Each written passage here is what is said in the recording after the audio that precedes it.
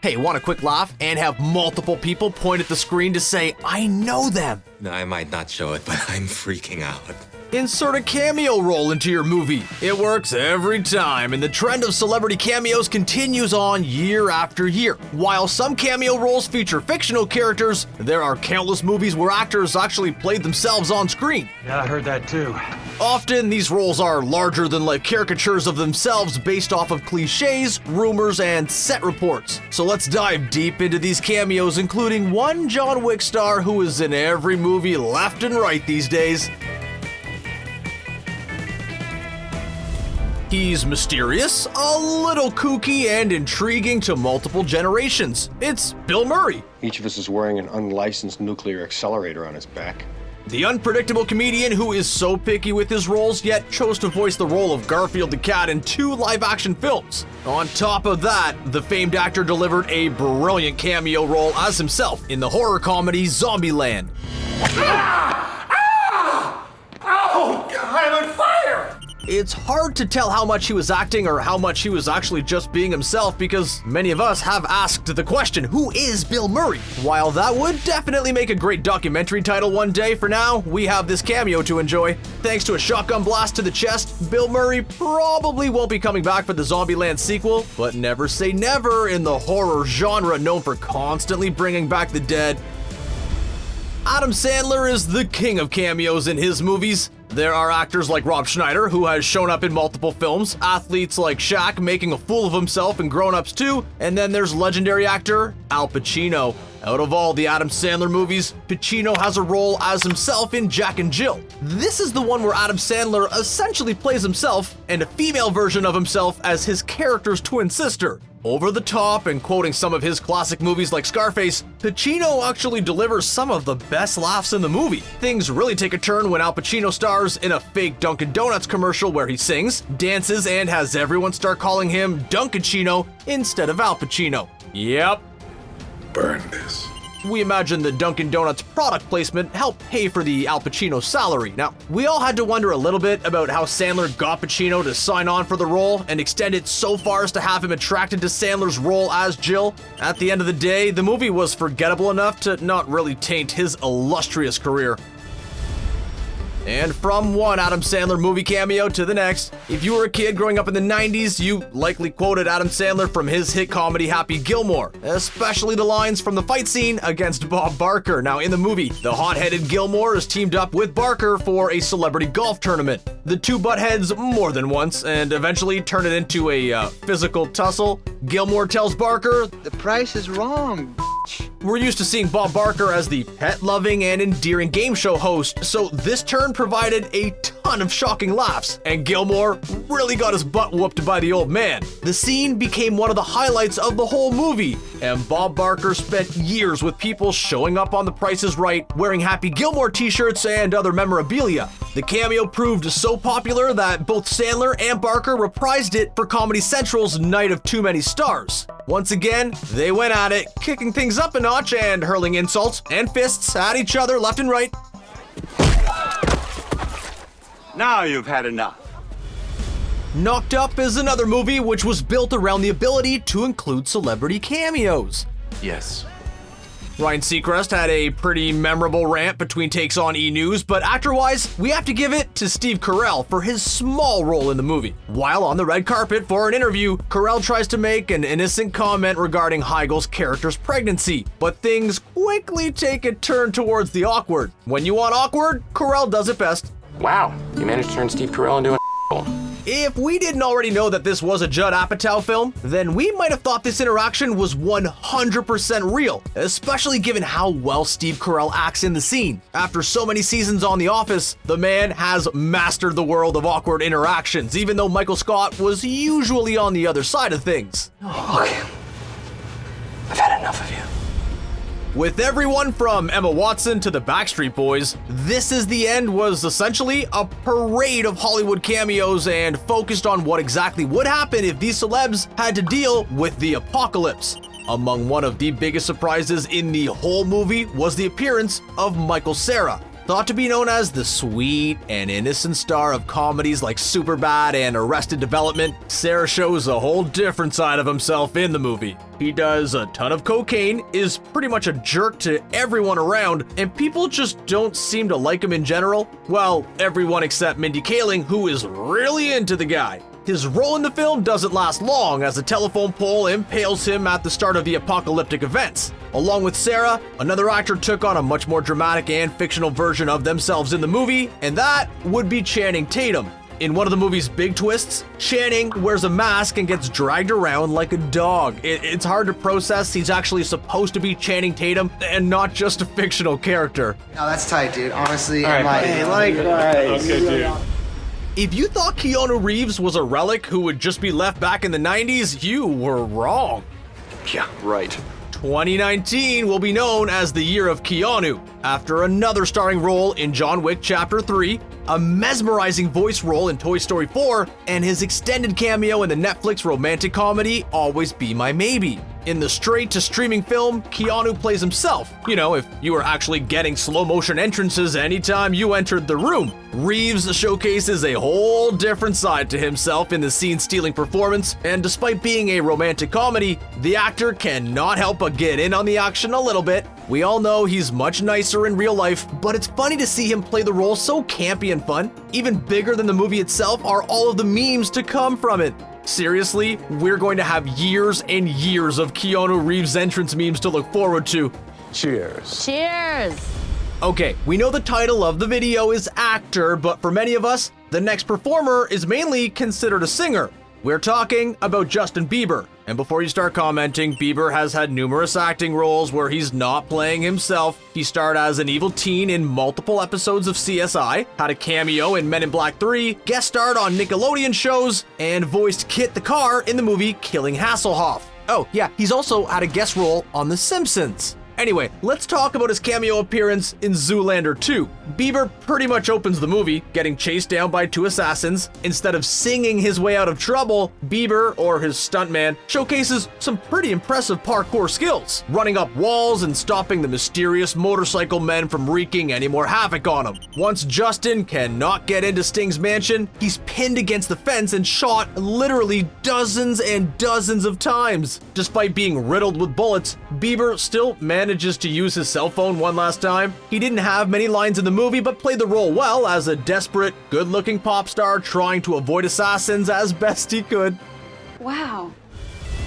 Eminem proved to the world that he could both rap and act in the movie 8 Mile, but he took things one step further by playing himself in the movie Funny People. In Eminem's cameo scene, the rapper enjoys a dinner with Sandler's character George Simmons. In a rant that definitely seems to stem off his real life, the real Slim Shady talks about the inability to go out in public, including Chuck E. Cheese and Kmart, among other places, and just as you're ingesting some of the challenges of being a celebrity, Eminem goes on another rant. This one about how everyone hates Raymond. He'll do it, too. He'll do it. I've seen him do this before. Yep, that Raymond. The scene also features a cameo from former sitcom star Ray Romano, and we get to hear how much M hates the guy. You probably never thought you'd see Ray Romano and Eminem sharing scenes together, but in an Adam Sandler movie, anything can happen. For another great Eminem role, check out The Interview, where he plays a fictional version of himself and reveals that he is indeed gay and Hector's rectum is real. The tongue-in-cheek role brought his cameo acting to whole new heights after appearing in Funny People. Ocean's 11 was already filled to the brim with a huge cast of stars, but the movie managed to squeeze even more in. You think we need one more? All right, we'll get one more. The proof comes during the poker scene filled with celebrities. One of the most memorable is actor Topher Grace, playing a heightened version of himself. Grace first greets Pitt's character discussing the options for having a tax write-off on the underground poker game. We then meet up with a larger collection of television stars, including Shane West and Joshua Jackson. These stars play up on the dumb factor, with many of them not knowing basic poker rules. Reds. Yeah. What up, dog? And just when you thought you saw the last of Topher in the Oceans franchise, the actor returned in Oceans 12 for another scene with Rusty. This time, Topher's life seems like a huge mess. Knowing how nice Grace is in real life, the cameo is a funny take, which represents nothing of the real star. Topher Grace wasn't the only star to make a cameo in Ocean's 12. A-lister Bruce Willis appeared in the film, but as himself. As the Ocean crew tries to rob Bruce Willis, the actor gets suspicious of Tess Ocean, who is attempting to impersonate Julia Roberts. Willis also showed his star power, keeping Julia Roberts on speed dial and pulling out multiple cell phones at the same time. Thanks to a quick save from a fake doctor, Tess and the other members of the crew were able to get away from the intimidating star. The small role Willis had in the movie makes you wish he was in the series as a regular character, but the cameo was definitely fun. In recent years, Willis has also starred as himself in the Lego Movie 2. His character was pretty much a version of John McClane, but one of the funniest parts of the movie. Let's face it, the Harold and Kumar film series should have just been called the Harold, Kumar, and NPH movies. Neil Patrick Harris may not have a majority of screen time like the two title characters, but he eats up every scene he's in. Did you ever get it on with Wanda off the set? Dude, I humped every piece of ass ever on that show. Nothing was more surprising than the first film though. Harold and Kumar go to White Castle. This was the most surprising role for NPH because by the time the sequels came around, we knew to expect some pretty crazy stuff from the former Doogie Howser. The duo end up picking up Harris as the actor hitchhikes on the side of the road. He proves to not be the nicest Hollywood star, stealing the guy's car and leaving them stranded without a ride. It wasn't all bad though, because Harris shows up near the end of the movie, returns the car, and even pays for the duo's White Castle orders. Score! Kevin Smith has spent years relying on friends and Hollywood buddies to star in his movies. After giving Ben Affleck a big break in a role in Mallrats and Chasing Amy, Affleck has returned the favor numerous times, including the film Jay and Silent Bob Strike Back. Bong.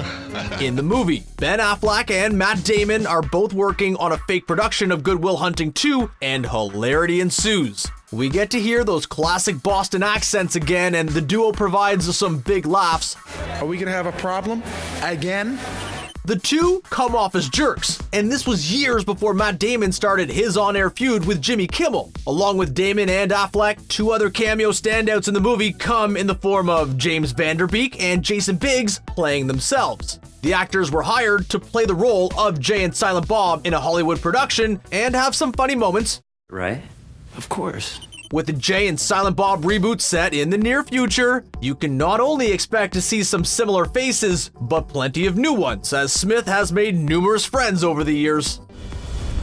For some reason, it feels like Chuck Norris is everywhere. Well, besides the state of Texas, he was constantly patrolling as a fictional ranger. Anyway, it turns out the action movie's cameos were actually few and far between, but the one cameo role he decided to take on was in the 2004 movie Dodgeball, a true underdog story. Norris could dodge a ball better than most, but the infamous meme star actually stayed on the sidelines for his small part, playing himself. Norris sat on the judging panel for the Las Vegas Dodgeball tournament. He had the job of casting the final vote to whether the average Joes could still play in the finals despite already forfeiting when they didn't have enough players. With just a thumbs up and a smile, that's all we needed to see from Chuck to get the joke. Of course, more laughs come later on when Ben Stiller's character White Goodman takes out his frustration on Chuck Norris.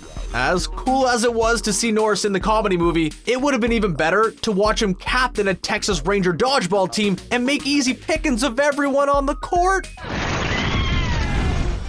Megan Fox has played a wide range of roles over the years. She played the iconic April O'Neil in the two Teenage Mutant Ninja Turtles movies and was an evil teacher in the horror movie Jennifer's Body. For a role playing herself, Megan Fox stepped far away from Hollywood and into the bedroom of the Wadia leader and Sacha Baron Cohen's The Dictator. Fox was clearly in it for the money, and boy, it must have been a lot. After spending some personal time with the Dictator, Fox is quick to collect her belongings and the cash payment she was promised, not to mention the private jet ride she would get back home. While the scene was shocking, funny, and a great cameo from Fox, things get kicked up a notch a few moments later, when General Aladdin hangs up the Polaroid picture he just took of him and Fox. Turns out, Fox wasn't the only celebrity to visit his bedroom, as the wall is adorned with other Polaroids of celebs, including Oprah Winfrey, Ellen DeGeneres, and Arnold Schwarzenegger, among others. We imagine that they all denied a request for the cameo, but Megan Fox was clearly in on the joke, and probably enjoyed the real-life paycheck for the small role. If there's one celebrity who has become a pro at playing a fictional version of themselves, it's David Hasselhoff. He's the star of shows like Knight Rider and Baywatch Nights, and Baywatch Hawaii. Oh, and the reunion special, Baywatch Hawaiian Wedding. Yeah, he's literally done hundreds of episodes of Baywatch. Anyway, Hasselhoff cannot seem to let the Baywatch past go, and has often played himself in a variety of lifeguard roles. One of the most memorable has to be the SpongeBob SquarePants movie, where he helps SpongeBob and Patrick get back to Bikini Bottom thanks to his impressive swimming skills. Then there's Piranha 3 Double D, where he plays a water park lifeguard and wears a jacket that says Hoff Watch on it. Yeah, that's a real thing. And then there's the whole movie where he plays himself, entitled Killing Hasselhoff. In the movie, a man attempts to kill the Hoff in an attempt to win a celebrity death pool, and yeah, it's as bad as it sounds. And of course, you knew he would show up for the Baywatch remake starring Dwayne "The Rock" Johnson and Zac Efron. His cameo doesn't last long, but it's just another in a long line for Hasselhoff. Wow, that's a pretty elaborate log you got there. All of these actors are really extending their range for these roles, playing themselves and taking on some really funny parts. Which one was your favorite? Any great ones that we missed? Let us know in the comments. Also, don't forget to subscribe to ScreenRant for more great content. Thanks for watching.